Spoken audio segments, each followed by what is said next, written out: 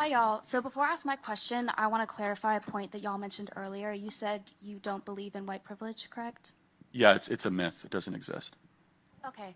So according to the Bureau of Prison Statistics from last month, 38.3% of our current inmate population is black. But according to the 2020 census data, only 12.2% of our national population is black. So if you don't believe in white privilege, how do you explain this disparity? So why are they in jail? It has been this way for years, since the 90s. No, since why do people go to jail? Why are black people in jail at higher rates than white people? That's the question, right? Maybe because they Yes. commit more crimes than white people. But that's not true. It actually is. They do. So every independent analysis shows that blacks have committed a disproportionate amount of crime. No one wants to say it out loud, but it's true. In fact, in New York, 52% of murders are committed by blacks, 40+% of arson, 60+% of drug deals. And so the question you should really be asking is what drives them to commit crimes? That's the question, right? The real question is, and maybe I can ask you, what percentage of blacks are raised with two parents in the home?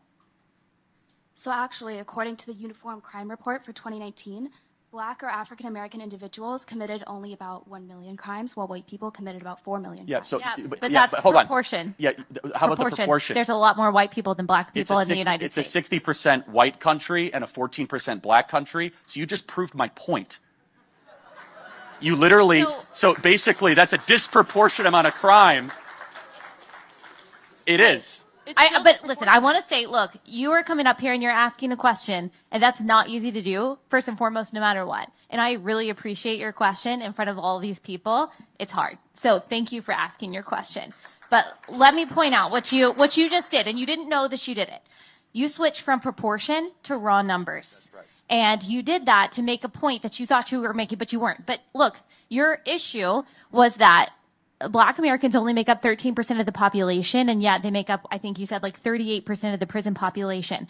And then you switched to raw numbers because, so Black people only make up 13% of the population, but they commit 40% of all homicides and 60% of all violent crime. Unfortunately, I don't think that's anything inherent in Black Americans. That's not what I'm saying.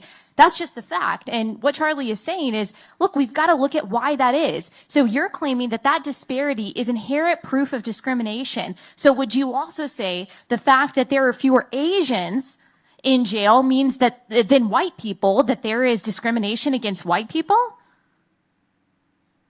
No? Disparity isn't proof of discrimination is what I'm trying to say. So let me just throw, and Allie's exactly right.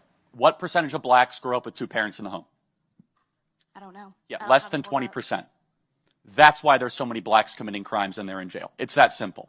The death of the black family is why blacks are in jail higher than their population percentage. It's that simple. May I see your criminology degree? Do you have one?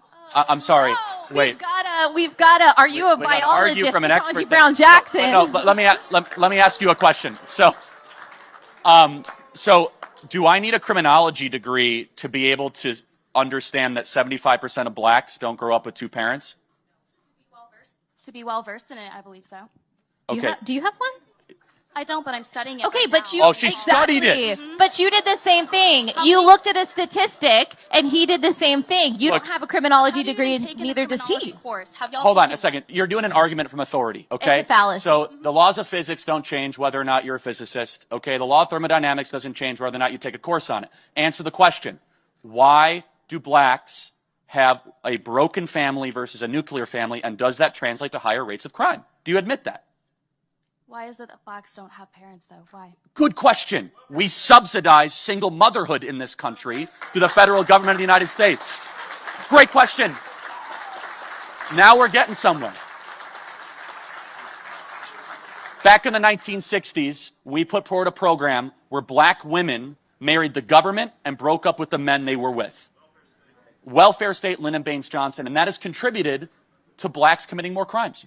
I believe institutionalized racism is your answer, but I don't believe I'm getting but anywhere with y'all. look- But no, just let me point something out. Did you know that it's not white Americans that have the lowest incarceration rate or the lowest rates of crime or the highest graduation rates or the highest median income? It's not white Americans. It's Asian Americans. They have the highest median income. They have the highest graduation rates. They have the most degrees. They have the lowest incarceration rates. And guess what? They also have the lowest single parenthood rates. Okay? So that is true across the board. It's not just black Americans. And unless you are willing to say that the reason why Asian Americans make more than white Americans or the reason why Asian Americans go to jail less than white Americans is because there is systemic institutional racism against white people in this country, then your argument against black people doesn't really work. So let me ask you one thing. You said institutional racism. I got a black friend right up here. He's great. He's great. So let me ask you. Let me ask you a question. What can I do that he can't do? What do you mean? If institutional racism was real, what can I do that he can't do?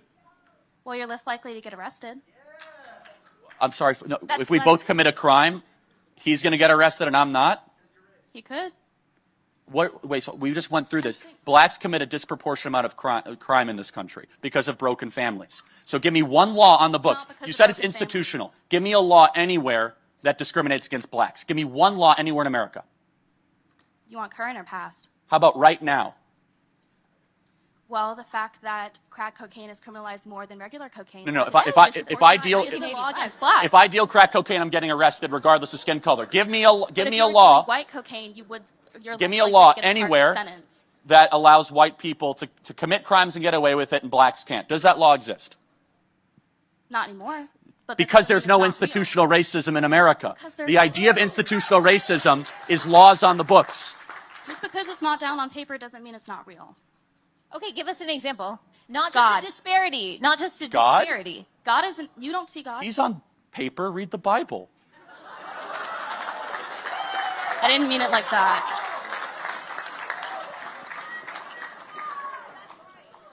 I'm getting nowhere with y'all, and y'all are not answering my question, so I'm going to end this Q&A right here. Thank you for your time. We actually did answer her questions, but I do appreciate, even though she's got an attitude, I do appreciate her courage. I do. That is difficult. That's difficult Yeah, to I come mean, up it's here and difficult, ask a but question, but you can also do it respectfully. But what bothered me about her, I'm glad she was there. She wasn't being honest. At least be honest, okay? And be willing to be corrected. Well, that was a fun fireworks show to end our time together, right?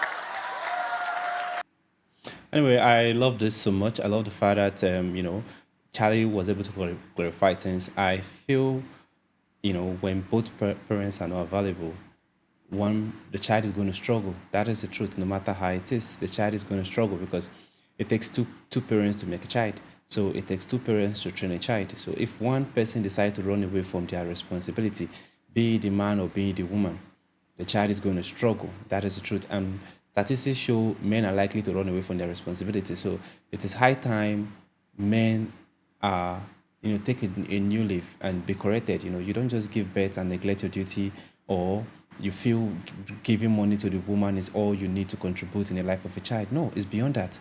You need to bond with that child. It's beyond just child support.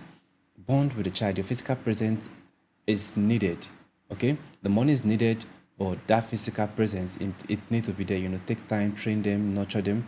And if you have the money, or even if you don't have the money, go out there and work for the money and make sure that child get the best thing life has to offer. Because the high time we talk to parents or male to sit down or be present in their child's life, the better for us all. Because if you feel like because you're white, it does not concern you, if that child should go wayward, it might come back to you and hurt you one way or the other. It might not hurt you directly, but it might hurt you indirectly, maybe your extended family or something. So the best thing is, let's pass a law that would make men be around. You don't just give birth and run away. And I think this single parenting is growing drastically. It's not leaving the black community, it's entering the white community. And because of the fact that divorce is now a well-paying job, everyone is just trying to rip off, get married to someone that is well to do, then stay for a couple of years, then decide to walk away. And I think that is the height of selfishness, because now you are, you know, you are punishing these children, making it encouraging broken home. I know sometimes marriage is a very complex institution. Like, so many people don't want to stay anymore, so they feel like, yes, it's better to live with something than to live empty-handed. But I feel because now people have a lot to benefit from divorce. Now divorce is a bit rampant. Now it's no longer the idea of giving birth and running away. It's now trying to people that are willing to get married, pass through the book and now regretting it because of the high rate of divorce happening around. And I feel it's something they need to, at least they need to look into, because I'm scared of getting married as a guy, because I don't know if whoever I'm going to marry to would love me for me, or love me for what he or she's going to benefit. Anyway, or what she's going to benefit. So I'm not going to say he or she, because I'm never getting married to a guy. Anyway, this is a beautiful one. I love this, and I just wish the girl can, listen. I know she's advocating for blacks, but I think it's high time we stop pampering people. If you do something, no matter your skin color, we should call you out. Be you black, be you white, be you Asian, be you whatever, we need to call you out that and correct you, because by pointing or facing a person and confronting the person with the truth, the person is likely to change. But when you massage the truth or make the truth or hide the truth from them, they don't learn.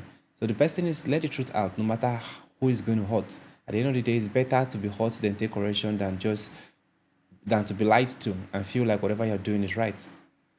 This is a beautiful one coming from Charlie. I enjoyed this, and I want to see more videos like this. If you have any recommendation, let me know in the comment section. It is the first time visiting the channel, click on the subscribe button. Thanks for watching, and remain blessed.